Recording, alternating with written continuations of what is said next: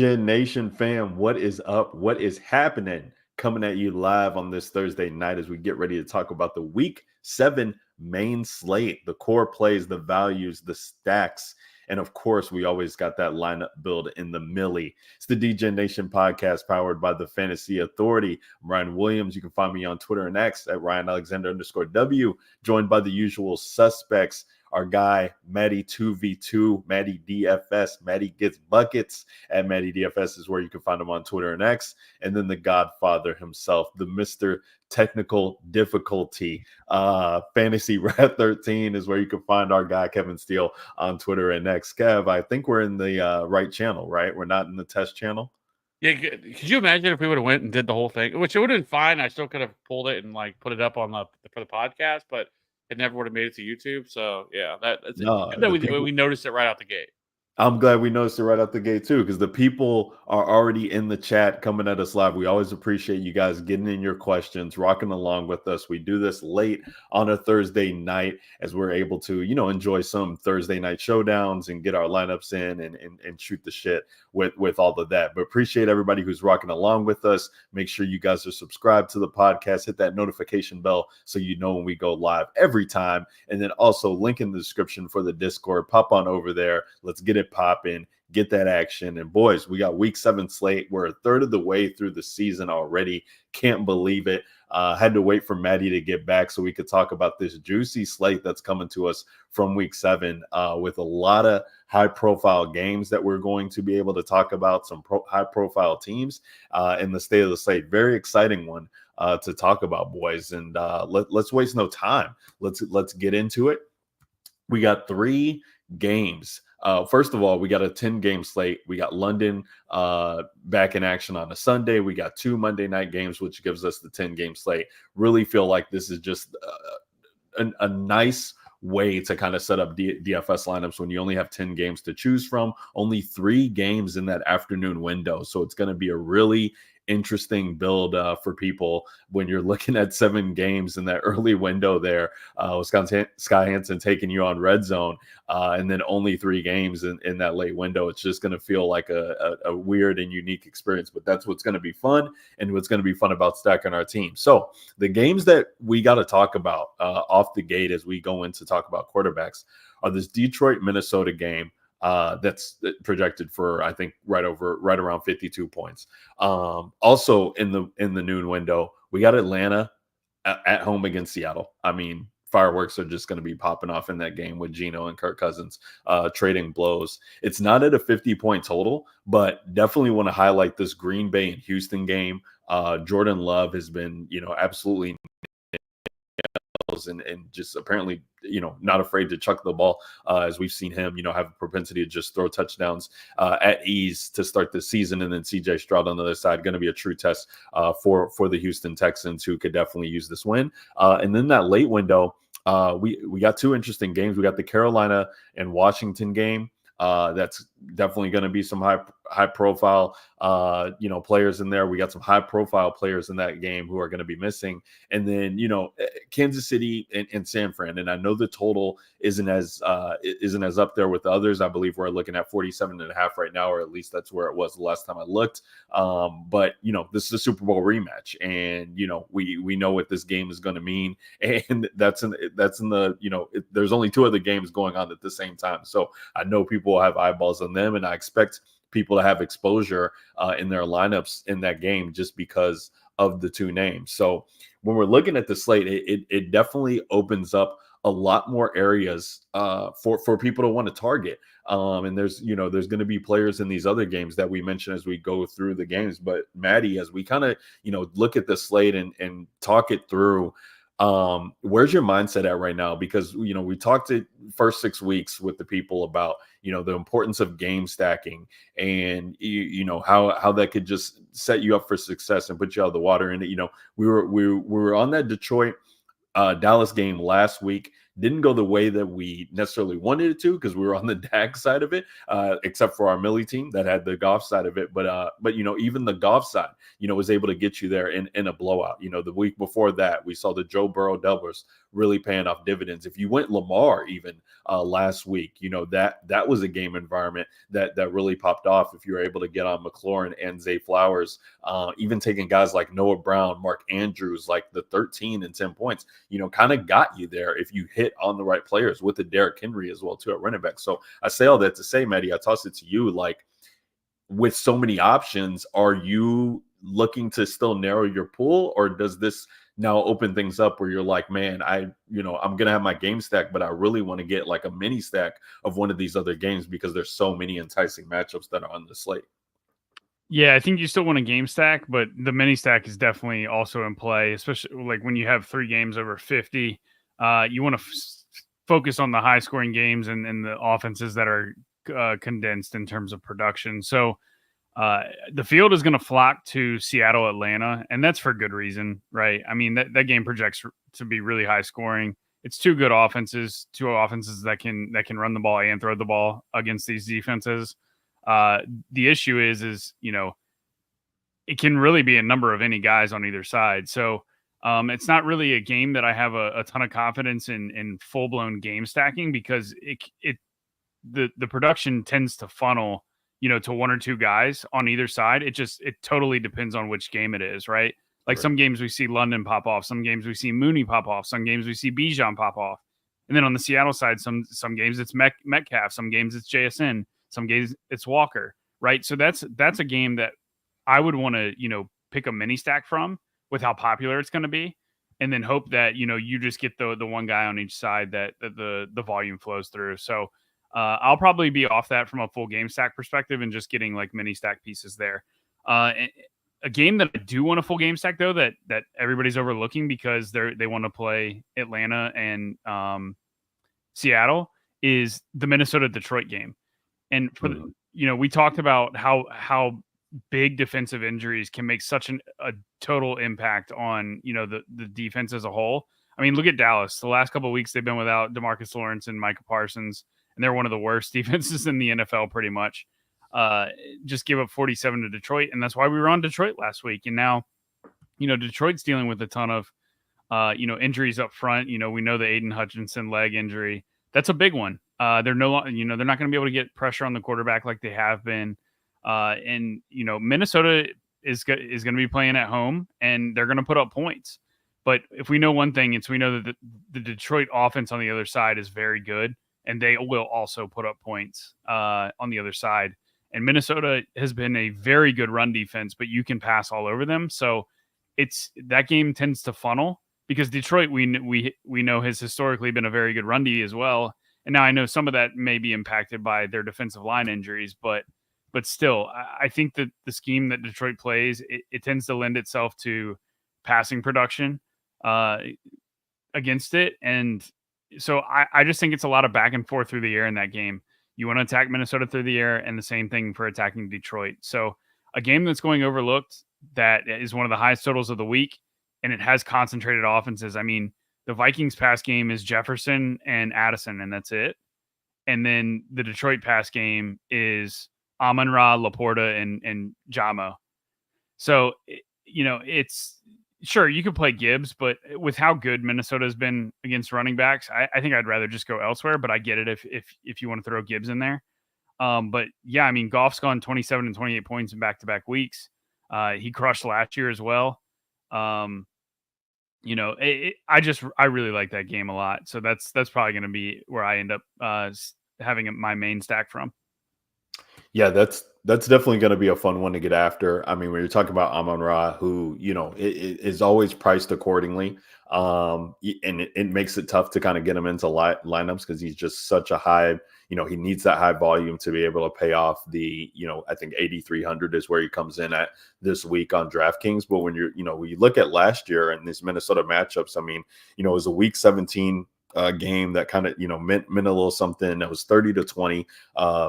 Detroit was able to get that dub. He goes for 144 and 1, and then a couple weeks earlier in Week 16 at home, he's able to go for 106 and 1 against this team. And that you kind of want a little bit more from him when you're paying that price tag, but the upside is there, right? Like he's hitting the bonuses, he's getting you 10 plus catches there and finding the end zone. Like, we talked about it pre-show. Like if the running backs aren't able to get going, like they can just funnel everything through him, and it does seem to be an enticing matchup. And there, we got Jefferson priced around him, which it's hard for people to not click on Jefferson over Amon-Ra because we know how many times Jefferson has done it. You got Chase there as well going against Cleveland, and then AJ Brown as well going against the Giants. Like he could be an afterthought, especially for people who aren't going that Goff side. So definitely like that call out for that game. I think that game is definitely going to be interesting. You kind of hit it up, Maddie, and we didn't really talk about it, but the Seattle and Atlanta game is going to be bananas. I expect Geno Smith and Kirk Cousins to both be popular, probably Geno more than Kirk Cousins, with Atlanta just having that letdown against Carolina last week when people were on getting on Kirk, getting on Bijan, who hit there, but London was popular as well, didn't really get there. So maybe people are off of that offense, but I think it's a fun week to get back to Atlanta. We know who to stack Kirk Cousins with. The doubles come easy when we're talking about him. So I definitely want exposure to that game. It's just a matter of, am I going to get it through the run game? Because we'll talk about that when we get there, the running backs, but there's definitely running backs that stand out on that page there. Kev, when we talk about the state of the slate and kind of where we're going, where's your head at right now before we, open up the field and kind of talk about some of these other plays outside of these main games? Yeah, I mean, it's not hard not to have interest in a lot of the games you guys just talked about. I mean, there's a reason that these games look so good. I mean, I know when I was kind of looking through this slate at the beginning of the week, we kind of talked about, like, I think it's the best slate we've had all year in terms of just points and this game environments. I mean, there's so many different avenues to build through here this week. Like, typically we've seen like 1 or 2 games everybody wants to play. Like this week, I mean, there's 3 or 4 easily that you can tell a story through, or you can have mini stacks exposures to for this week. And so I do think it's a pretty good solid slate here. I think obviously I agree. I think this Detroit and Minnesota game just has the potential to be the best option here, because if you look at it, so between these two, I mean that game, one, I mean you kind of mentioned it, but the big injuries that this Lions team has suffered now on their defensive line, it's just their defensive line is absolutely ravaged with injuries. Not just the Aiden Hutchinson thing. Marcus Davenport was put on IR. They're missing 2 other defensive linemen. Also, Carlton Davis, one of their top corners, isn't practicing this week, and it's already a secondary that's not very good. And so, like, it's really hard not to see this Vikings offense, who has done a really good job all year, especially Sam Darnold putting up touchdowns, to be able to just torch this Lions defense. And so, I think this game is going to be. I mean, it feels hard for me to imagine this game is not a shootout. I know it's a divisional game, but still, everything lines up here for this game to just be absolutely nuclear. And so I think this is the game that I would want to start with. I get why on the Seattle-Atlanta side, why that game makes sense as well. I don't hate it. I mean, if you look at Seattle, they're the most pass-heavy offense in the league, and it's really not even close. They pass the ball 68% of the time. The next closest is Dallas, 65%. And so, like, this is a very pass-heavy offense, so you kind of know what you're getting there. Target share is kind of consolidated with so it's a little bit easier to stack. Atlanta is not too far off either. They're 11th in passer rate as well. So like these are two teams that are going to want to throw the ball here. And Seattle's pass defense also, if they don't have Woolen this week, it sounds like he may not play. If he doesn't play, it hurts their secondary even more. So I just think that that game does make a lot of sense, but it's really hard not to want to play this Vikings game. It just sets up to be absolutely like a nuclear type game here and game environment. So I think that one makes the most sense to be able to target. Though, I mean, I'll say I think there's some other ways. I mean, because honestly, there's no way I would have thought if you would have asked me with all these games, what's the highest total on the slate? And it wouldn't have been the Panthers and Commanders, but it is. That's the actual highest total on the slate at 51.5. It opened at 42, and it's been bet up to 51.5. We've seen a 9.5 point swing in the positive direction. I don't know if you don't see that very often. You see games drop because of injuries and stuff like that, but certainly not onto the positive side. So, and Jane Daniels has been an absolute monster. So, playing him, and really, it's pretty easy because you just play him and Terry McLaurin and keep it moving.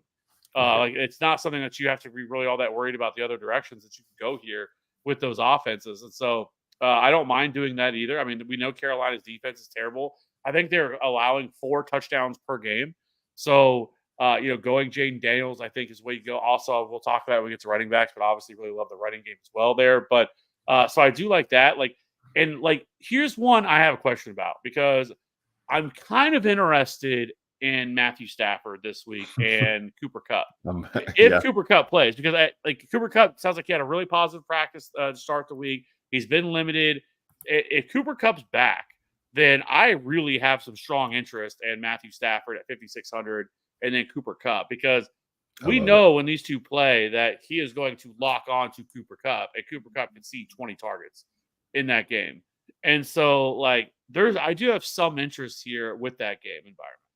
Yeah, I do too, Kev. And it's I'll only play Matthew Stafford if I can get a piece or two, which it seems gross, but with Vegas, because they need to be pushed. They need to be pushed in order to I feel like get there. And it's a great pivot off of one of the highest owned players on the slate that we'll talk about at running back and Kyron Williams. Like if you just say okay, Matthew Stafford's going to own this team through the air, gets Cooper Kupp back. Like we know he's had the propensity to do this. Brock Bowers is in a great spot there. Like there's no Devontae Adams on the other side. So I feel like we can get options from the Raiders to be able to stack them up. And, he just will be forgotten about. And he just goes out there and he just keeps slinging the rock against, not only against these bad teams, but then the defense. The Rams defense has just not been able to stop anybody. And Aiden O'Connell doesn't scare anybody on the other side, so to speak. But, I think that if they're able to get something going, at least it makes for an interesting pivot off of a Geno Smith, who's 5,800, right above Matt Stafford, who people forgot about. I'm happy you brought him up, Kev, because I was actually thinking about him as well too. Yeah, it's like the game environment. In the last, I know you would think that the Chiefs and 49ers game would be one to target, but I just don't have a lot of interest in going there. Mahomes just hasn't been somebody that you ever want to play this entire year. I mean, he hasn't scored more than 17 DK points. He hasn't scored more than 20 since I think week 12 of last year. It's just not, he just hasn't gotten there. And then, the Chiefs defense has been absolutely elite in shutting pretty much everybody down. And so I don't know. I don't mind like a mini stack, maybe getting some pieces from the game, but it's not one that I want to game stack. Yeah, no, that's fair. I think another situation that's interesting is right as we're at this lower tier of quarterbacks, because everybody is so popular. And I do think I just want to say my favorite quarterback of the week is Jaden Daniels.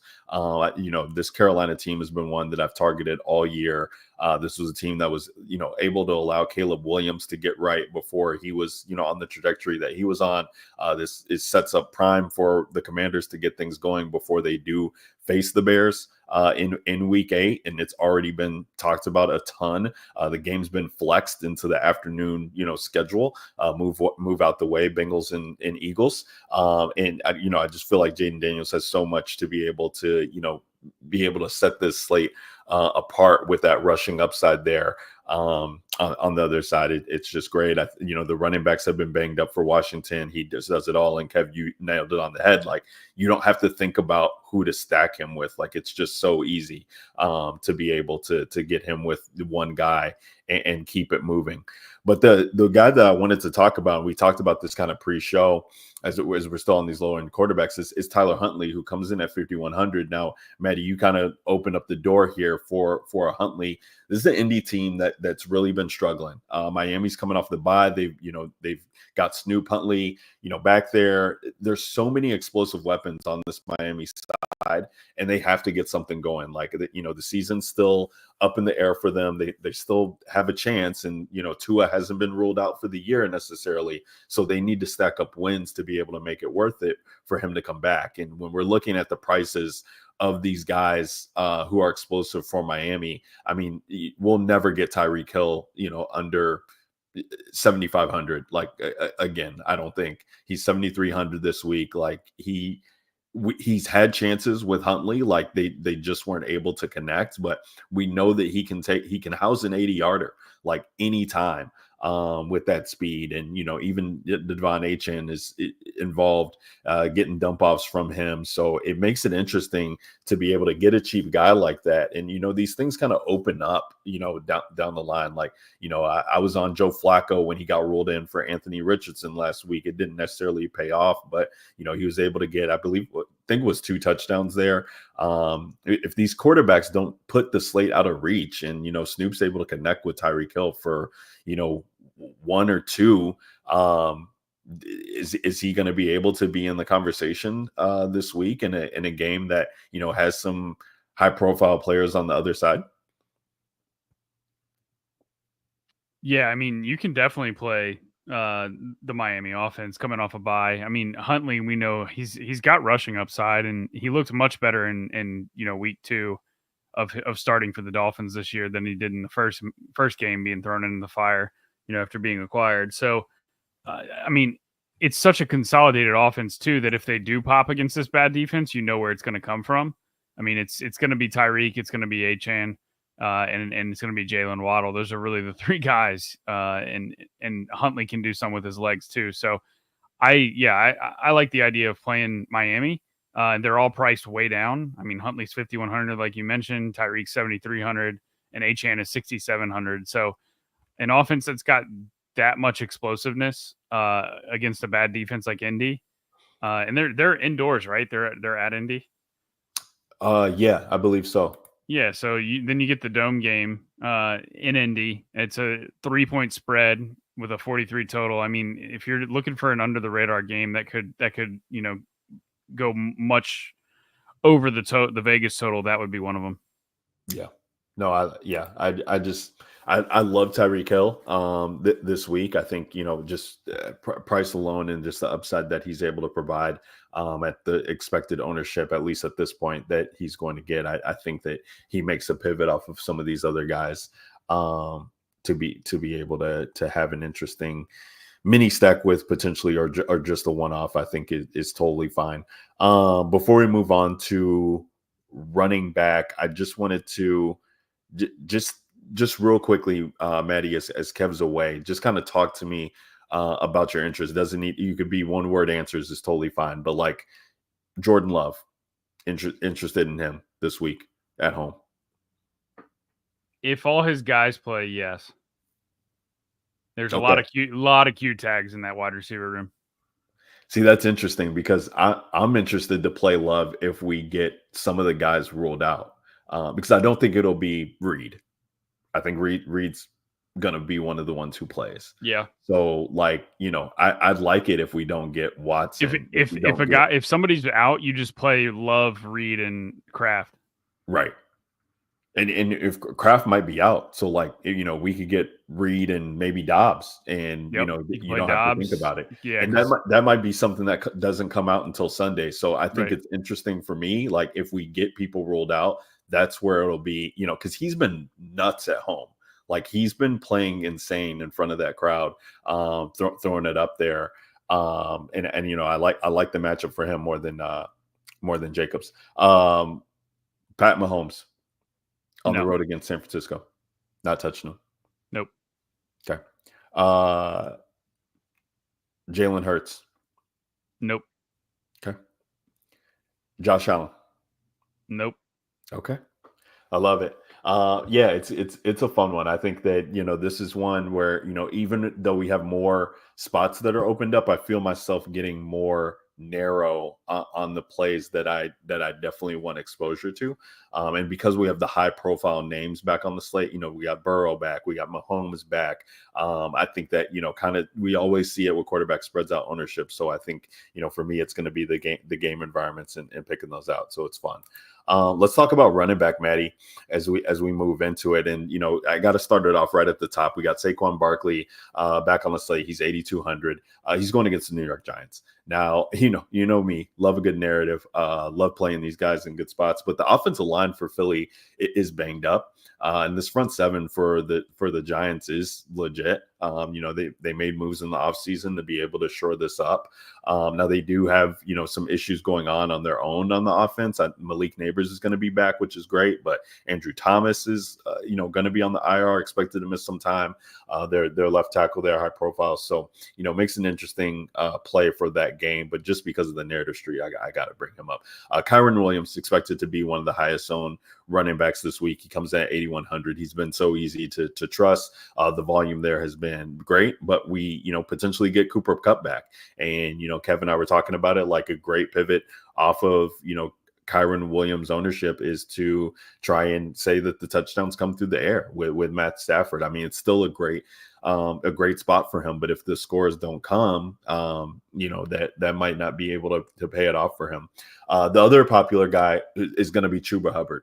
And I don't know why DraftKings refuses to raise his price. I mean, Chuba's been just consistently on the low volume that he's been getting of touches. He's got 4 straight games of 92 yards rushing or more, touchdown in 2 of the 4 games. He's getting pass game work, and they only incrementally raise his price. And so he comes in at 6,500 just off of being 6,300 and putting up 15 points. And he's going to be popular. He's in a great game environment to be able to attack, and people will definitely go there. So we, every week we talk about the running backs and what's straightforward and how to get pivots. I think that, Kenneth Walker is an interesting guy for me. If I'm not playing Geno Smith, I think going to Kenneth Walker next is just great. There's just going to be so many points scored in that game projected. I feel like in just having a piece, Kenneth Walker has, really shored up the stake in that backfield.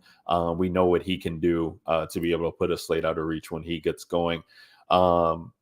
The other guy who I have interest in, I mean, I talked about the Miami guys, Devon Achane. I think, he's questionable. Not sure what his status is going to be for the week, but he, it's a concussion. So I feel like if he's in, he's explosive enough. Like I have interest in him to be able to go. Aaron Jones is the one guy who I really was looking at. He's at 6,500. And Maddie, I believe it was week 3 or one of the weeks where you played Sam Darnold. You actually stacked him up with Aaron Jones, which, ended up paying off. I think it was that Houston game where he puts up 28.8. And he's had that propensity to do that, even with his time in Green Bay. It is a hamstring injury, which, kind of sucks. But, we think about hamstring injuries more hindering the wide receivers. It's more so the ankle with the running back, but still, like, a soft tissue injury is a soft tissue injury. So definitely want to monitor his status. But he was a guy that I kind of circled and was like really curious to get to.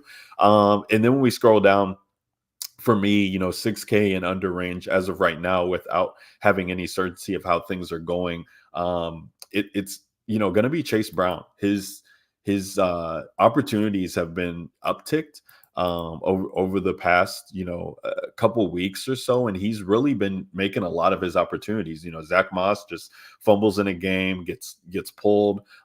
This isn't really, historically hasn't been a good matchup for Joe Burrow going against this Cleveland defense, but Cleveland is just such a train wreck on that side. No idea what to expect from them, but I feel like, in any type of game script, Chase Brown can potentially be involved, and he's definitely shown some upside with the price being at 5,900, actually $200 less than what he was on an island game with the Giants. So that's kind of my first look at running backs for me as the slate starts to shape out. What say you, Maddie?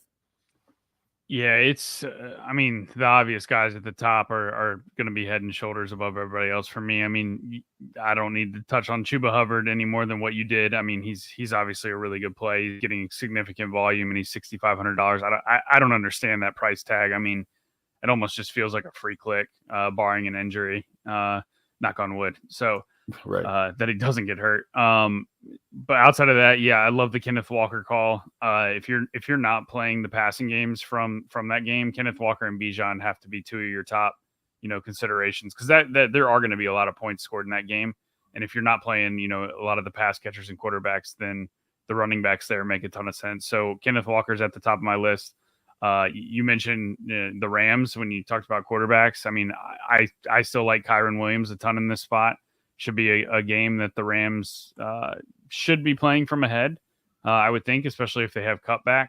We know Kyron Williams is a touchdown machine, so they've got Vegas, who no longer has anybody good on offense outside of Brock Bowers, and they've gone to their backup quarterback. So, or what they deem to be their backup quarterback. Who knows who's really better over there? Not much competition there for two journeyman quarterbacks, but yeah, it's those guys at the top: Chuba, Kenneth Walker, and Kyron Williams. Outside of that, Pollard's in a decent spot. He's just I don't really know what his ceiling is. I mean, he'll get you 18 points every week, but I mean, is he really going to get you 30 ever? Whereas those other guys that we just briefly mentioned could. And then Achane, I'll go back to the Dolphins again. I mean, Achane 6,700. I know he's got a Q tag. So definitely one to keep an eye on. He hasn't had good games recently, but we know that he can house anything that he touches anytime he touches the ball. So I do like Achane playing against Indy, who's been one of the worst run defenses in the NFL this year. So that's pretty much my short list. I do like Brian Robinson. I would love Eckler if Robinson were to sit again. Yeah. But I would expect Robinson plays this game. And Carolina is just abysmal at defending any position. So I would honestly expect both running backs possibly score in this game. Yeah, no, that's a great call out. And yeah, I know you got on Eckler, late in the week last week when the slate started to shape out, and he's just been, he's been such a key piece in that offense of keeping it going. And I don't think people have caught on to that quite yet. So, still continuing to play him in those game stacks, especially with Jaden Daniels, I think it has some merit to it. Kev, where are you at with running back as we start to, get the state of the slate going? Yeah, I think there's quite a few options, I think, that are in really good spots this week when it comes to the running back. I mean, obviously, I don't have to talk about Kyron Williams. You guys already did. He's not something I think you really need to talk about. I know Kenneth Walker is going to be one of the, highest owned running backs on the slate, but it makes a lot of sense because he is basically taken over the backfield now. Like, it's not really Zach Charbonnet really mixing in all that much. He's seeing 15.3 carries per game, but the impressive thing is he sees a whopping 5.3 targets per game with a 14.6% target share, which ranks top 5 among all running backs. And so he's also been really efficient, and he ranks second explosive run rate, 10th in yards after contact per attempt, and as well as top 5 in explosive run rate as well. And so that is a positive. Now, this isn't like the best matchup either, though I will say that the Falcons have allowed the 15th most rushing yards, but they've only allowed one rushing touchdown on the ground so far. But I think just because of his elite passing catching up usage that he's been seeing lately, it makes him such a great play. Joe Mixon continues to be just absolutely phenomenal. I actually got on him late last week once he was cleared to play, and that obviously paid off because he scored, I think it was like over 30 DraftKings points last week. And he did so on really limited opportunities, on only 13 carries and 3 targets. He had 132 yards and 2 touchdowns. But this is back-to-back, or the 2 games that he started this year, the 2 games that he played the whole game, he has absolutely went nuclear. And so I do think really where you beat the Packers, because they have allowed the 8th most receptions and the 4th most receiving yards so far this year. On the ground, they have allowed the 13th fewest rushing yards, but still they've allowed the 10th, or they're in the top 12 of fantasy points or DK points allowed to running backs. So Joe Mixon continues to be a great play just because of his, he is just seeing all the touches in the backfield for the most part. And whenever they're in good scripts. So, and then Brian Robinson's not just a good play. He's the best play on this entire slate. Brian Robinson's he has practiced both Wednesday and Thursday. So it looks like he is going to be back for this game. And he's been awesome so far this year. I mean, he has been consistent scoring running back so far this year. He's scoring a lot of touchdowns. He's averaging 16 touches per game. He's been efficient with his touches, 11th in yards after contact per attempt, 8th in evaded tackles, 16th in explosive run rate. But here's the thing, like you guys already mentioned, the Panthers have allowed the most rushing yards to running backs, the most touchdowns to running backs, and the most DK points to running backs. Mm-hmm. It is just an easy play. I think every game this year, they have allowed the top 5, or they've allowed top 5 running back scorer every single game this year. And so, like I said, Brian Robinson isn't just a great play; he's the best play on this entire slate, and his price isn't prohibitive either. He should be priced way higher because of the matchup that he's in. $6,400 for this is just too cheap. He should be in the 7K range. And so Brian Robinson is just a smash play. I expect him to play. So I do love that as well. When it comes to Tony Pollard, you get a little bit worried about game script a little bit, but Tajay Spears is obviously going to be out. He suffered an injury, but still, regardless of that, he's playing 66% of the snaps, 59% of the rush attempts. But he is seeing a very solid target share as well, so that also helps. But the Bills have been really bad against the run, 9th most rushing yards on the season. They've also really struggled against pass-catching running backs, as they've allowed the most receptions and receiving yards to running backs this year. And they've also allowed the second most DK points to running backs this year. So I do think Tony Pollard is definitely in play. So you can definitely look at if you want to play him there. You get a little bit concerned with game scripts and how that could play out, but still, I still think he'd be involved as a pass catcher. Chuba Hubbard, you guys mentioned, I don't mind the play, but it really worries me if Deontay Johnson misses, because Deontay Johnson has missed both Wednesday and Thursday. I mean, in street clothes, like no attempt whatsoever. So it does worry me a little bit if Deontay Johnson were to miss, that I just don't know if Chuba Hubbard can be able to get over this. Now, don't get me wrong, it is a good matchup because the Commanders have allowed us the 13th most DK points to running backs, and Chuba has played really well. He has nearly 100 total yards in all 4 games and scored a touchdown in 3 of the 4 games since Andy Dalton has taken over. But it's just a little bit harder to get to in my mind, just because of that. Like if Deontay Johnson doesn't play, I will have probably 0 Chuba Hubbard, just because I just don't think the game script really fits for him. I do like the Chase Brown call. I think that is a good play. They're 6.5-point road favorites in this one. So now they got rid of Amari Cooper as well, and so it just sets up really poorly for this offense or for the Cleveland Browns here. And so they've also allowed the 5th most rushing touchdowns, and that's where Chase Brown has really shined. He's scored a lot of touchdowns recently, and Zach Moss I think is just terrible. So I do think you can go there with Chase Brown. Now, as far as the Lions running backs are concerned, I am going to be very heavy on the Jahmyr Gibbs side this week and not the David Montgomery side. Even last week. So last week, David Montgomery, was obviously the best play, between these two, between him and Gibbs, because David Montgomery scored 21 DK points last week, but he only played 31% of the snaps and he only handled 33% of the rush attempts. But you compare that to Jahmyr Gibbs, who actually played 53% of the snaps, handled about the same amount of rush attempts, but he saw an 18% target share to only 3.7% to David Montgomery last week. So if this is a game script where it's going to be back and forth, I just think it favors a little bit more to Jahmyr Gibbs than it does to David Montgomery. And here's the thing. The Vikings have been phenomenal against running backs this year. They've allowed the 4th fewest rushing yards, the fewest touchdowns, the second fewest DK points on the season. So for that reason, I think in a shootout potential here, I think it's Jahmyr Gibbs that I would want to play. I will have probably 0 David Montgomery. Now, I will say David Montgomery has scored a touchdown in 8 straight games, but I think he's going to need more than that to be able to bury me or something that you really have to want to play. I just don't see him getting there any other way.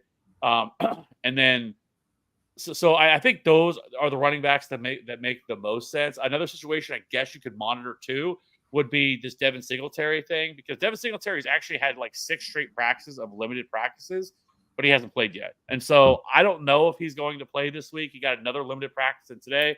He's yet to get a full practice in. And so if he doesn't, then Tyrone Tracy, who's been an absolute baller, is 100% in play. They're playing the Eagles. The Eagles' run defense isn't something that I'm all that scared of for the most part. And so with Tyrone Tracy, he's just seeing incredible usage. He's seeing an awesome target share. He should be the starting running back for this team.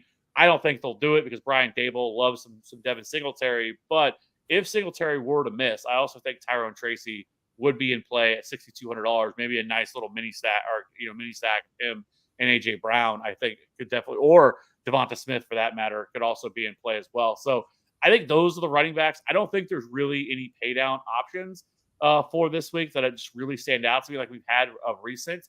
I guess, you could monitor the situation here with Aaron Jones with the hip injury. I thought Aaron Jones was going to be good to go. But he did miss Wednesday, but he was back today with a limited. So that is a situation to monitor with this hip injury that he suffered. But I just think with him, like, I don't want any part of that. The Lions' run defense has been really good. But we'll see if that changes with, with some of the losses they've suffered, as we mentioned. But I will say that I think, Maddie, you mentioned it. Devon Achane could break this slate. The Colts' run defense is god awful. I know a lot of people are going to be completely staying away from the Dolphins, but the Colts' defense is terrible. And it sounds like they're going to put Anthony Richardson back there. So, like, I'm not really all that concerned with, like, them, like, getting out of ahead or anything like that. And we know just how explosive Devon Achane is. And Devon Achane is good to go. He got a full practice today, so he's going to clear the concussion protocol. So when he gets the full, I think he just needs to get cleared by the neurologist. He should be good to go after that. So Devon Achane should be a full go in this game, coming off this game, their bye week. So, and Devon Achane at $6,700 feels too cheap for the upside that he has. So I completely agree with you. At a low owned price, Devon Achane could end up being a steal of this slate. Yeah, absolutely. I mean, those Miami guys are just so, they just have that ability, and they're just not, we're getting a discount on them coming off of a bye where, they're going to be scheming up plays. And, we saw even in week 2 when Tua left the game against Buffalo, like they were able to give him work with Skylar Thompson. So I expect them to be able to do so with Tyler Huntley. And the Colts are going to have to respect Huntley running on the ground, as Maddie alluded to. So that could free up some stuff for HN as well. Love that. Yeah, let's talk about wide receiver, boys, because this is where it really gets fun. As we have 4 wide receivers priced above 8K. Kind of talked about them with Justin Jefferson, Jamar Chase, Amon-Ra St. Brown, and AJ Brown. And then I guess let's just throw Cooper Kupp in that mix because he's 7,900 and coming back. And I think everybody in the fantasy community will be excited to see Cooper Kupp come back because we know the type of role and the upside that he has to be able to go against this Vegas Raiders team.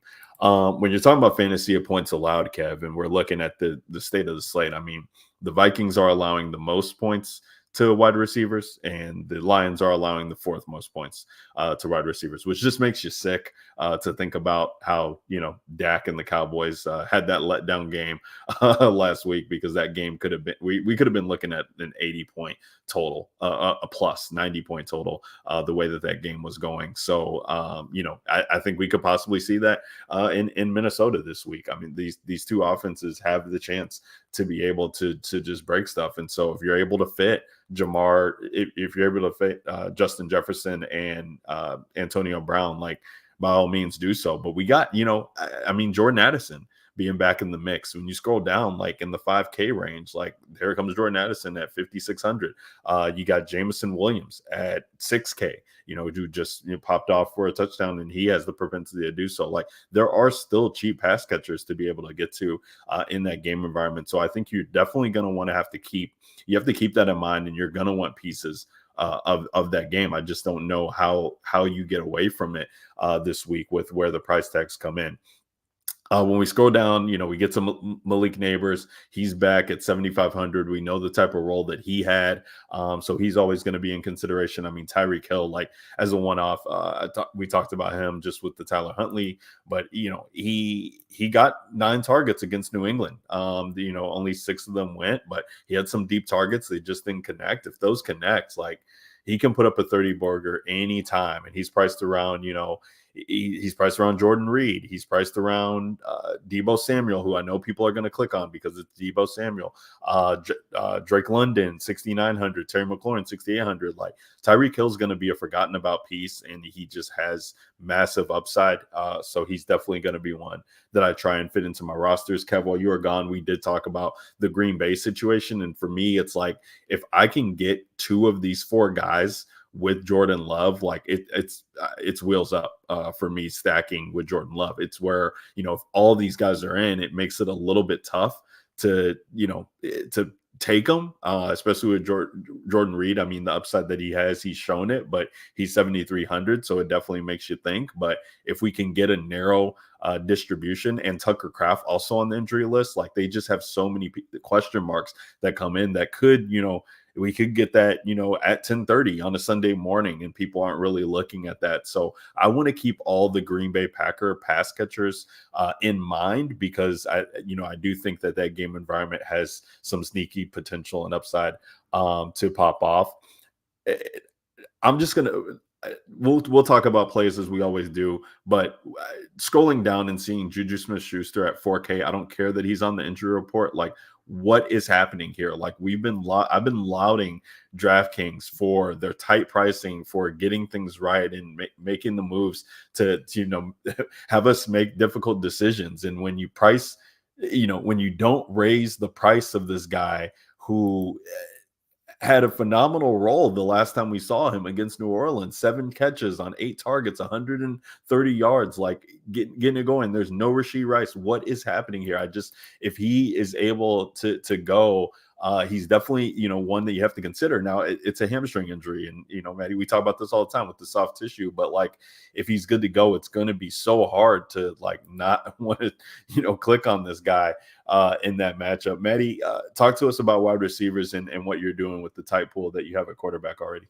Yeah, I agree with you. If Juju's going to play that Rashee Rice role, playing on the opposite side of the formation from Travis Kelce, I just think it's a lock for fantasy production. And the only question mark that he has is his health. And, obviously a midweek injury report addition is never good. But that's definitely something to monitor, because Juju at 4K, that is in a game that should be a little bit of a back and forth. That's something that I want exposure to. So I agree. I like Juju a lot. So here's some wide receiver stats against a specific defense this year. Nico Collins, 6 for 117. Rome Odunze, 6 for 112 and a touchdown. DJ Moore had 8 for 78 and 0 in the same game. George Pickens, 7 for 113. And Brian Thomas Jr., 5 for 122 and 1, with Christian Kirk going 4 for 88. That is the Indianapolis Colts defense against wide receivers. And now they get to play Mr. Tyreek Hill and Jalen Waddle. So the more I think about it, I might just have to play 2 teams this week and make a Tyler Huntley team, because I don't know. I feel like the Dolphins are just going to score 30 points here, and their guys are free. And we know exactly who it's going to be. It's going to be Tyreek, and it's going to be Achane, and it's going to be Waddle. So I really like the Tyreek call. He's going to be 1% owned for a guy that can score 40 points. I'm all about that. So, I like that a lot. I mean, don't really need to go into detail talking about the receivers attached to the quarterbacks that we already talked about, but Drake London's in play. Obviously, he's going to be the highest owned wide receiver on the slate for good reason. Justin Jefferson, if you're playing Darnold or Goff, I would absolutely play J-Jeff. Darnell Mooney, another good play if you're looking for to mini stack that Seattle Atlanta game. Picking one of those receivers, London, Mooney, or we haven't got the tight end yet, and pairing them with Kenneth Walker on the other side. That's one of my favorite mini stacks of the week.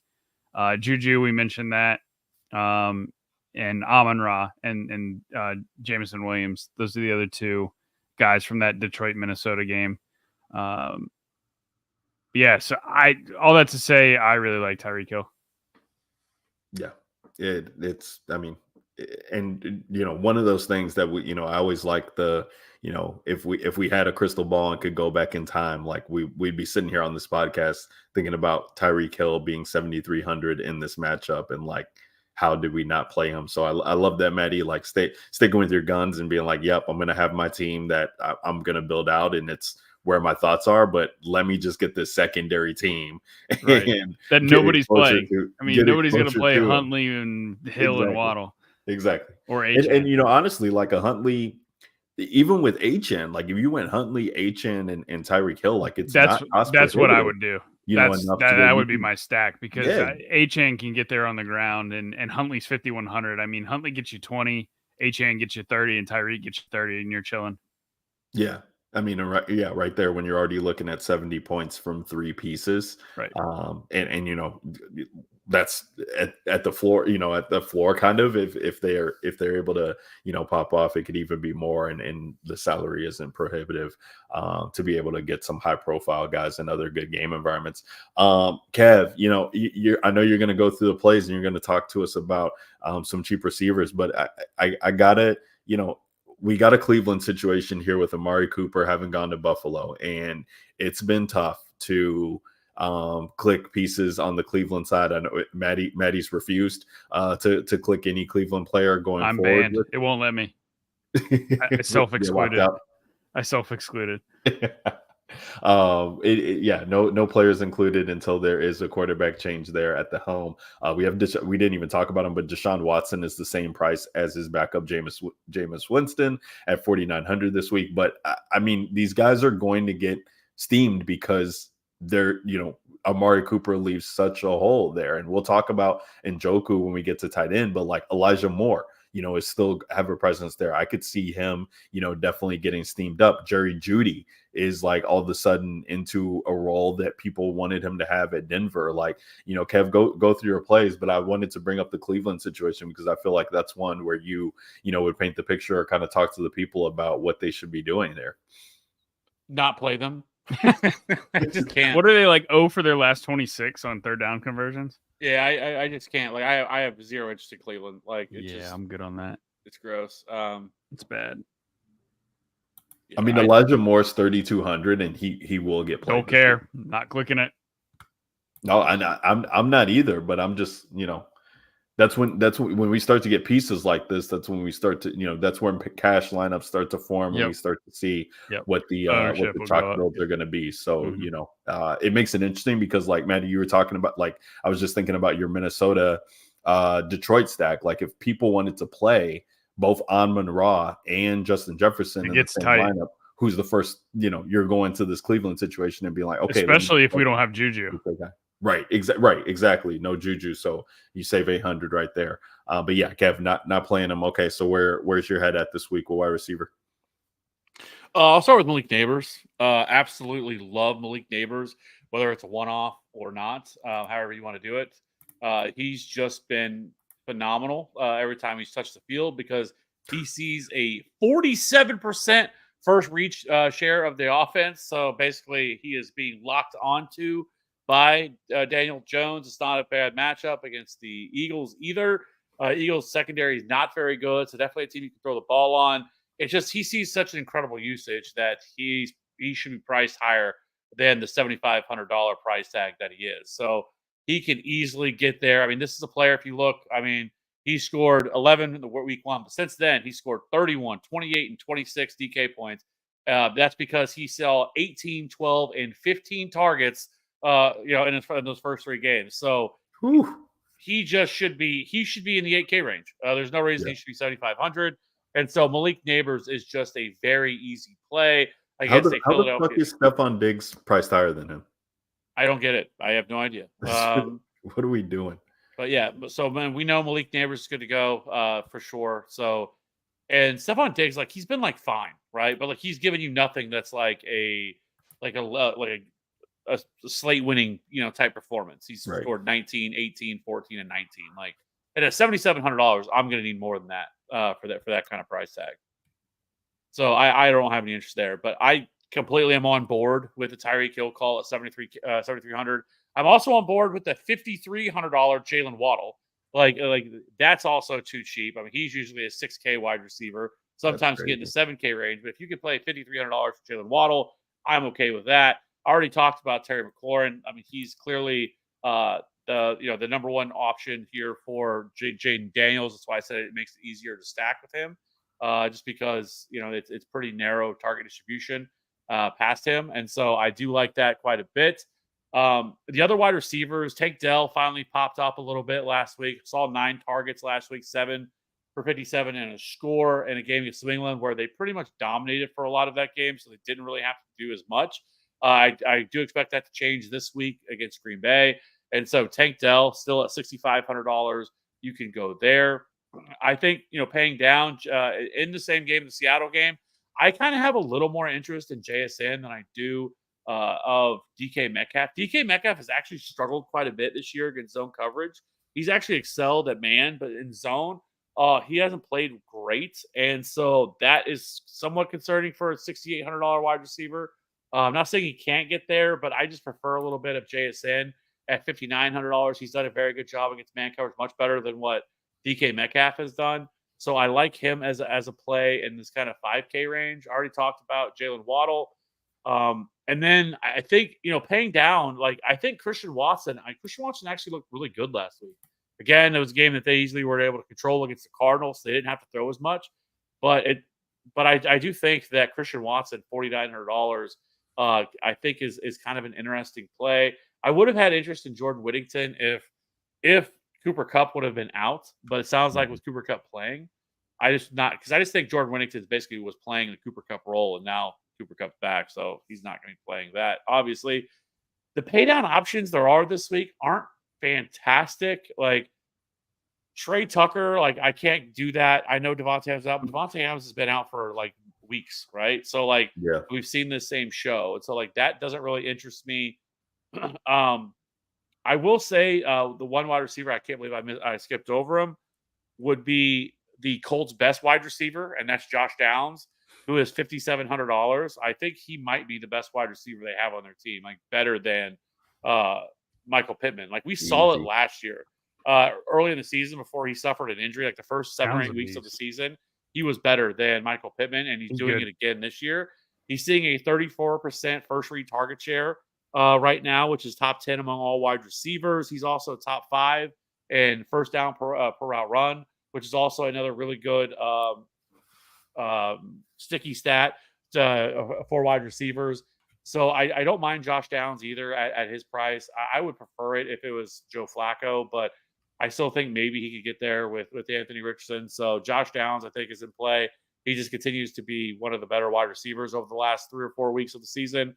But past that, like I don't really have any interest. There's not really, like I said, any like supreme pay down options that I just like, okay, I definitely want to get to this guy.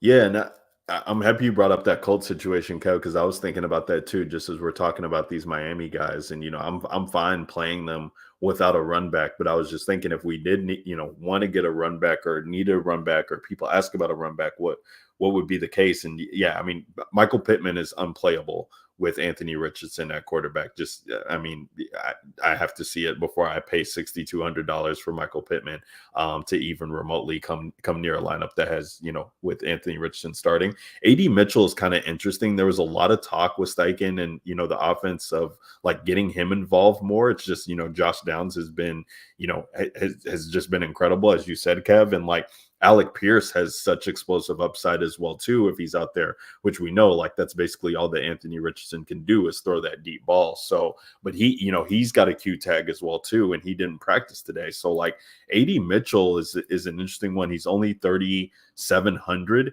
because it could just be him and Downs, that we really look to if we cross off Pittman and Alec Pierce isn't going. Yeah, I mean, he actually should have a couple touchdowns this year, but Anthony Richardson has missed them, like pretty bad, missed them like twice already this year. He's definitely had opportunities to, but it necessarily hasn't been his fault.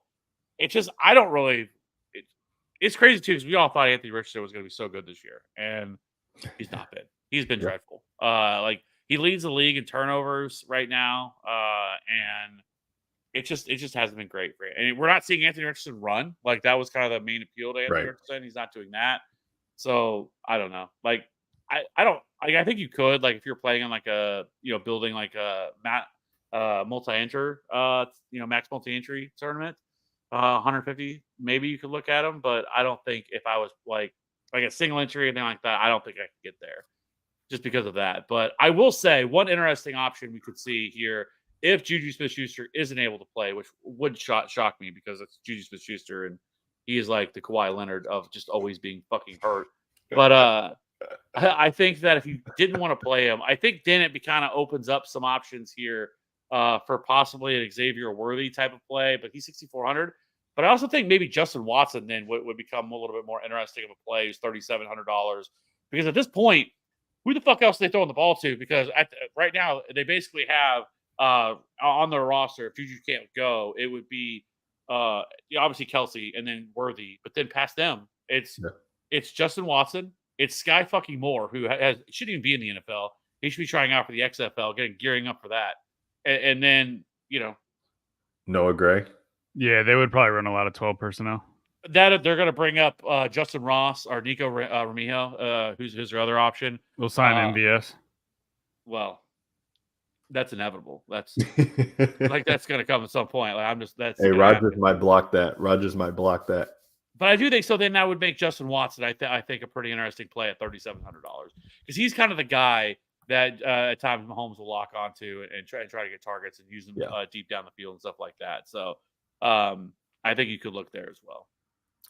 Yeah, just bringing Payne back to my way, Kev. As last time we were talking about Chiefs on Showdown Slate, and Juju just takes all the work from Justin Watson and Xavier Worthy, who I had immense exposure to both those guys. But no, Xavier Worthy is definitely interesting. I mean, he's 6,400. Like, nobody's going to play him at that price tag, even with Juju being out.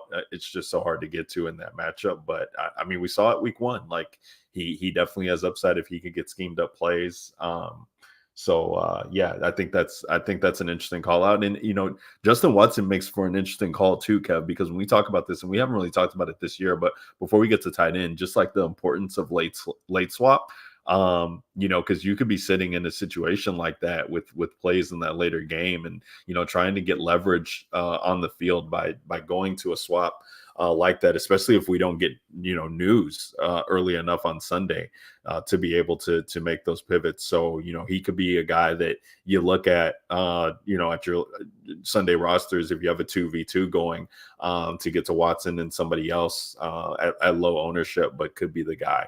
Like you said, Kev, he's leaned on Watson numerous times before, who was Tom Brady's guy basically, and Tom Brady beat the Chiefs with him, and then he comes over to Kansas City, and he's been reaping the benefits of that. Fun slate ahead of us, guys, as we get through this. Guys, you're listening to the DGen Nation pod, powered by the Fantasy Authority. We appreciate you guys rocking along. I see people in the chat getting their questions in. We'll make sure to answer those questions. Get any DFS questions over to us, and we'll be sure to answer those. We will answer the start-sit questions in the chat for you guys. I know you guys love coming in here and just talking fantasy in general, and we appreciate you rocking with us at night with the DGen Nation and the Fantasy Authority family. Guys, we got probably the best tight end slate that we've had thus far on the season, if you don't want to count week 1 when we were naive and didn't know shit about what the state of tight end was going to be this year. But we got Travis Kelce on the slate, which we just talked, like, it could be no Juju, so like maybe Chelsea just ends up getting more looks because he has to. Like, he just might have to go out there and not look for Taylor in the stands, look to get the ball from Patrick, and let's ride. He's 6,300 this week. George Kittle, he's in a good matchup. I mean, Kansas City's been beat by the tight ends pretty much ad nauseum, and we know what George Kittle can do. Kind of didn't show out in that Super Bowl matchup. Maybe he wants to exact his revenge here in that home game against the Chiefs. And then Brock Bowers, he's the only guy that you can trust in this Raiders offense right now that's been devoid of Adams for some time, and he seems to be the favorite of Aiden O'Connell with double-digit targets in back-to-back games, really putting up some nice scores there. So he makes a nice kind of mini stack with Cooper Kupp that I was looking at to get in this week. Sam Laporta in a great matchup. TJ Hawkinson was thought to be potentially coming back this week. He's already been or he's out right now. I don't think he's officially been ruled out. He was limited at practice. It's going to be something to monitor. I think that definitely makes things interesting if TJ Hawkinson is able to go. He's 5,200 in that same game with Sam Laporta. And then even, when we get into, names like Kincaid and Goddard have been the best, tight end names that we've seen on a slate thus far. We have to get, through 6 or 7 names before we're getting to the likes of them. So that's what makes it fun. I mean, when you get in the 4K range, it's great too. Got Kyle Pitts in a great matchup against Seattle. Should be a great stacking partner with Kirk Cousins probably going to be popular because everybody wants to believe that they can guess right on when the Kyle Pitts breakout game is going to be, or don't want to miss out on when Kyle Pitts goes nuclear. He's 4,500. Dalton Schultz at 4,200 has been good as well too in Nico Collins' absence, and then David Njoku. He's 4,100. It's tough to trust any pass catchers in this Cleveland offense, but if there's one, bright lone spot that you can be able to trust, it's David Njoku, and he's 4,100 this week. Not really. I mean, I guess there could be some cheap options that open up. The first one that comes to mind is Jatavian Sanders in Carolina. If Deontay's not able to go, I know he always gets some popular steam with Carolina. What say you, Maddie? Where's your head going at the tight end landscape this week? Yeah, I like any of the big three. I'm totally cool with playing those guys. I don't know that I'll have the salary to get to them. If I was picking one in a vacuum with no salary, it'd be Kittle. I mean, Kittle has smashed this year, and it's partly been because they don't have McCaffrey. And I mean, Jordan Mason's banged up, and when they don't have McCaffrey, it lends itself to a lot more Deebo Samuel rush attempts. And they tend to get Kittle and Ayuk more involved in the pass game. And we always target tight ends against Kansas City. And this spot's no different. So if you have the salary for Kittle, I think he's one of the only ones that gets you over the 20-point mark this week. But it's just going to be tough to fit him because there's not a ton of value. Outside of Kittle, I like paying down. You mentioned Njoku. He's probably the only Cleveland Brown that I would play, and I don't even know that I'd go there. But without Amari, he's definitely their number one option. So he's interesting at 4,100. Kyle Pitts, mentioned the mini stack. Kenneth Walker, Kyle Pitts is one of the best mini stacks of the week, in my opinion. 4,500 there for Pitts. High upside tight end. He's gone over 60 and over 59 receiving yards in 3 of his last 4. Of course, he had that nothing burger against New Orleans sandwiched in there, but has only caught 1 touchdown this year. But 2 weeks ago against Tampa Bay, he scored 16 points without a touchdown. Catches a touchdown in that game, you got a 22-point game on the game log. So there's definitely upside with Pitts. So it's Pitts and Njoku, Kittle, and then if you're playing that Minnesota-Detroit game, I do like Laporta. Yeah, Laporta is going to be an interesting one. Comes in at 5,300 and just, hasn't really gotten there for people. So not sure too many people will be eager to click on his name, especially, talking about Goff and the interest in Goff that you have, Maddie. I think that's a no-brainer pairing there to get going. Kev, what say you at the tight end position? Where are you looking at this week? Might just want to just play a mini stack of Kelsey and Kittle, but probably won't do that. Kelsey's not as attractive because Fred Warner, but I could see them just finding so many different ways to get the ball in his hands because depending on their situation with Juju. But either way, you're right. Kittle, I think, stands to be a great play, and the Chiefs have just really been throttled by tight ends. But I think a lot of it's by design. Like they're perfectly okay with it because basically what they're doing with Trent McDuffie is they're locking down one side of the field, and they're perfectly okay with allowing some of those things because the Chiefs defense has been elite this year. I mean, they've just been phenomenal. But this is the one area that they do struggle at is with the tight end. It's really been not even close. The team that's allowed the second most DK points is 14.9. The Chiefs have allowed 18.6. So it's nearly 4 points per game more they've allowed to tight ends. So George Kittle is 100% in play. Brock Bowers is also just in terms of, I think, just a safe floor, but also an incredible ceiling. I think he carries both here in this spot because he has games where he's been able to put up 23, 25 DK points, but he's just seeing incredible usage. 22 targets the last 2 games. Jacoby Myers does not look like he's going to play again this week. Really good matchup against the Rams. The Rams defense is dreadful. And like I just mentioned, they give up the second most DK points to the position. So maybe another easy mini stack of doing Brock Bowers and Cooper Kupp. It is a little expensive, but still $5,800 for Brock Bowers is perfectly in play. So I do think Kittle and Bowers are easily the 2 of the best, I think, options at tight end this week. I think one that you kind of hit on, but you missed right in between there at the same price because you mentioned Pitts and you missed Njoku. But Dalton Schultz saw 8 targets last week down with Nico Collins gone. Really good matchup. He's only $4,200. But yeah, last week he saw 8 targets, saw 6 the week before that. And so I think he's a pretty solid option if he could find the end zone. That's something that has eluded him this year. He hasn't scored a touchdown, but the volume's pretty much been there. And for a tight end, it's kind of what you're asking for. He's seen 5 or more targets in 4 straight games. So I definitely think Dalton Schultz is in play at his price tag, and the Packers have not been great against tight ends as well. So $4,200 Dalton Schultz, I definitely like that as well. Another one we could possibly get is I don't think Dallas Goedert's going to play this week. He missed practice again today, left last week with an injury. I don't think he plays. So you could look at Grant Calcaterra, who is a pass catching tight end. Like, he is not someone you're ever going to ask to come in and block. So he did see 4 targets, 67 yards last week against Cleveland. Once Goddard went out, scored 10.7. So he's $3,200. I think you possibly could. I don't necessarily love it just because, typically speaking, this team becomes very concentrated at tight end in terms of at volume. So generally speaking, when Goddard's out, just focus on AJ Brown and Devonta Smith. I think both those players are in play. But if you want a kind of a cheaper option, we'll have to see. But possibly Jatavian Sanders. He is $2,900. He was targeted 7 times last week. Has now seen 12 targets over his last 2 games. So I do think and Jatavian Sanders is a rookie tight end. People aren't familiar. He played at Texas last year. Was kind of thought of to be for a while like the number 2 tight end that coming out this year behind Brock Bowers.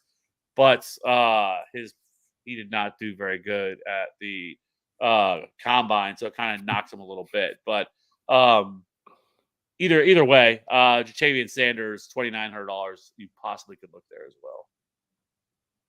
Yeah, I think he's a nice pivot on a guy like Johnny Munt. If TJ Hawkinson isn't able to go, I could see people going to Johnny Munt at 2,800 in that matchup there. Who wouldn't interest me unless I was playing Sam Darnold.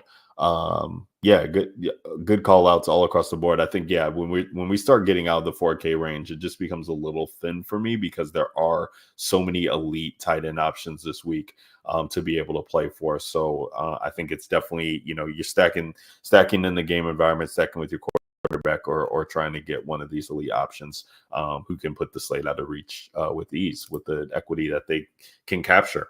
Let's talk about defense, boys, as we wrap it up before we build our lineup and get the people out of here.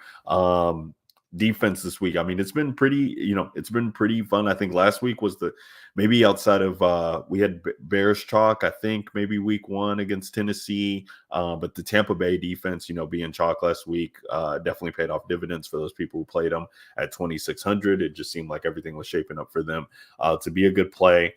We got some options that open up this week at the defensive range, but always fun to be able to get a low price defense when you can. For me right now, I'm just starting lineups with the Giants defense at 2,500. Offensive line issues for Philly. Philly just, hasn't looked like itself. Yeah, I guess, they have high profile options on the other side, but if the Giants are able to get pressure, and we know Hurts doesn't do well under pressure, like at 2,500, I'm just going to start my builds there and see what opens up throughout the week. Maddie, where are you looking at for defense this week? There's no obvious defenses that stand out for me. The Rams at home at 3K are fine. There's one that just stands out, and I'm just gonna lock button play it every single lineup. I don't even care. And that's the Cincinnati Bengals. Yeah, they're 3,300. That's not that expensive. And the Browns have just been we've already talked about it enough. We've shit on them enough. But the Browns are allowing 5.5 sacks per game, which they're on pace right now to give up 90 sacks this year. That's what they're on pace for right now. And the Bengals defense actually looked way better last week against the Giants with getting BJ Hill back. And so, I mean, this is just the easiest play on the board. I mean, and the ownership's probably going to reflect it. But much like the Bucks were last week, were mega chalk, it paid off, right? I think they were 17, 18 DK points. I think what they ended up scoring. So at $3,300, that's not scary enough for me. If they were a 4K defense, I probably would back away from it. But at $3,300, it is not hard to be able to get there. The other one, I think, is a pretty easy pivot if you don't want to play that defense. I think would be the Dolphins, because I already mentioned with Anthony Richardson, he is somebody that also gives up quite a few sacks. He turns the ball over at a really high rate, and the Dolphins are $2,800. So I think those two are the ones that stand out the most to me.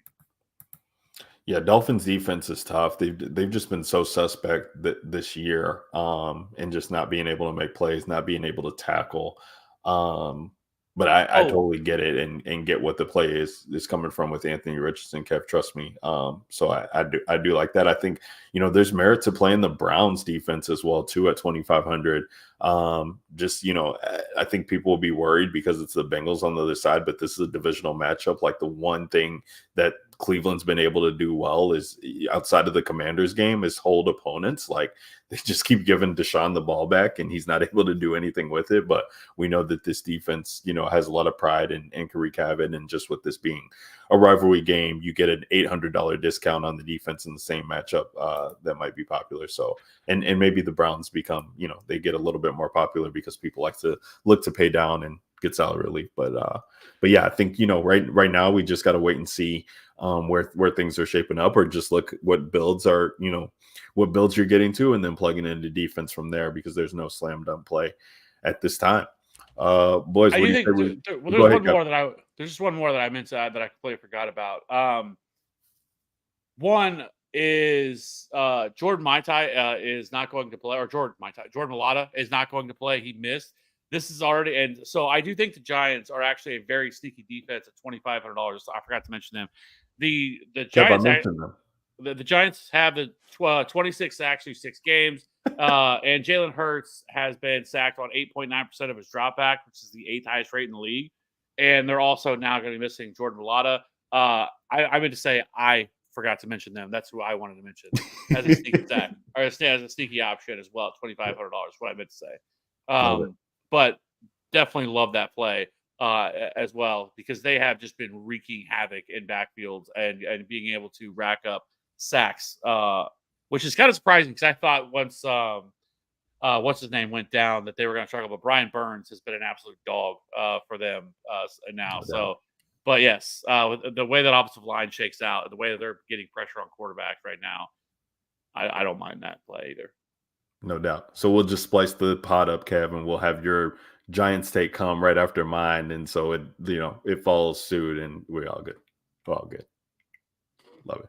Just more work for the Godfather. No big deal. No big deal. You got it, Kev. You got it, Kev. We're not. I'll just cut your part out. I'll just cut your part out and make it sound like all organic for me. Oh, DJ Nation fam, that is a wrap for the week 7. Well, that's the wrap for the week 7 main slate diatribe as we get into the plays at the positions. But we are going to build this mini maker lineup now, and it's an interesting week for Millie Maker. I think $10 entry fee. They cut it in half this week. We got just around 295,000 entries, just under that. So always a fun one. Love the way that our builds have been going, because we've been on some good spots. Just needed a little bit more to go our way, break our way to bring it home. So let's see what we can do this week with the week 7 build, fellas. Who wants to kick it off? Tyreek Hill. Let's go, Maddie.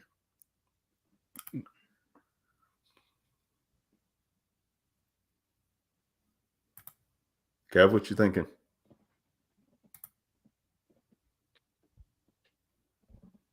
Sam Darnold. All right, let's go. Jefferson. Addison.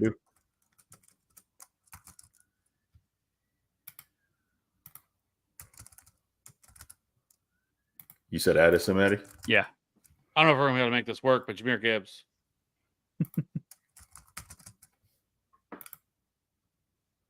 Surprised at you, Kev. You're usually the one. Oh, we already got 2 high price guys. We got it. What are we gonna do? We can't make it work. Let's go. Where can we get some relief?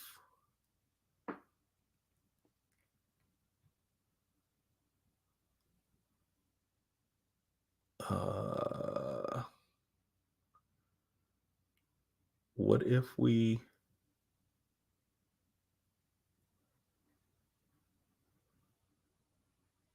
Yeah, damn, this is tough. All right, let's plug in Giants D. Let's get some salary. 4,300 per position.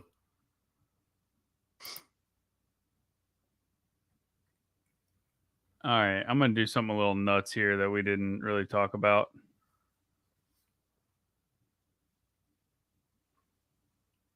Jeff Wilson.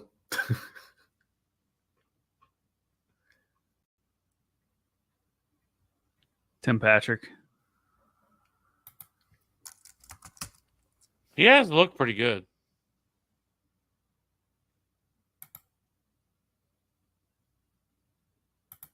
Okay, that gives us 4,750 for running back and tight end. It's doable. Because I want a little action on this game. I'm going to go with Noah Fant. All right, he's 35, and then 6K. 6K is doable. That's Chase Brown. And that's who I was thinking about before.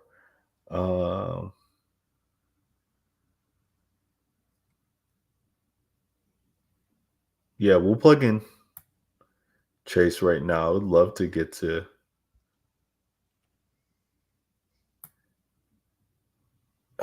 I mean, if Aaron Jones doesn't go, that's 4 guys. Never mind. But what do we think about Chandler? Like, I don't know. They signed Cam Akers. Yeah, they didn't get Cam Akers.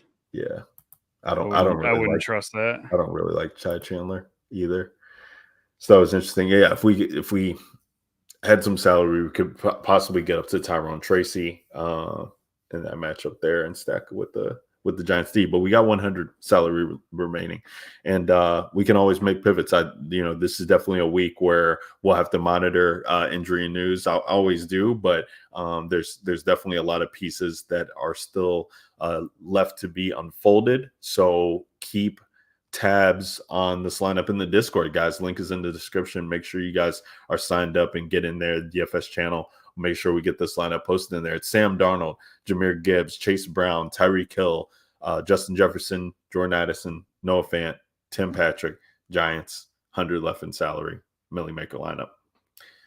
That is submitted, and that is going to put a stamp on the Week 7 main slate podcast for the DGen Nation, powered by the Fantasy Authority. Fellas, you got any last words for the people before we sign off? No, it's a fun slate. Should be a fun DFS weekend, and we've got. I'm loving these. I know it's not main slate, but I'm loving the doubleheader Mondays. Oh yeah. The doubleheader slate. Only thing that's frustrating about the doubleheader slate is that one of those games is a ESPN Plus only game. So like if you don't have ESPN Plus, you're not watching it. Stream East. Yeah, I guess you could do that. It's just Stream Live. It's stupid. Like, what are we doing? Like, why are we doing this? But they're doing this more and more. I mean, they did it with Peacock. They're doing it with this. I guess if you don't have Netflix, but I mean, I assume most everybody has Netflix. But I guess there's some people that probably don't. But the Netflix only games, like they're just doing this more and more, putting these games on islands, but on their own where you can't even watch it because that's stupid. But yes, the Monday night doubleheader is phenomenal. I love it. Driving money to the funnel for these people as the NFL remains king. Is pretty much anywhere, any streaming service that you have, you can find the NFL coming at you live. So it's great. But yeah, Monday night doubleheader has been fun. You can play Showdown, you can play the 2-gamer. And it's been a fun start to the season. So appreciate you guys rocking with us. Again, the DGen Nation podcast. That's the Week 7 main slate. We're powered by the Fantasy Authority. Signing off for Matty DFS, Matty 2v2. Matty DFS is where you can find him on Twitter and X. Signing off for the Godfather himself, Mr. Kevin Steele at Fantasy Rat 13 is where you can find him on Twitter and X. And myself, your host, Ryan Williams at Ryan Alexander _W. We'll catch you guys next week. Until then, get this money. Peace.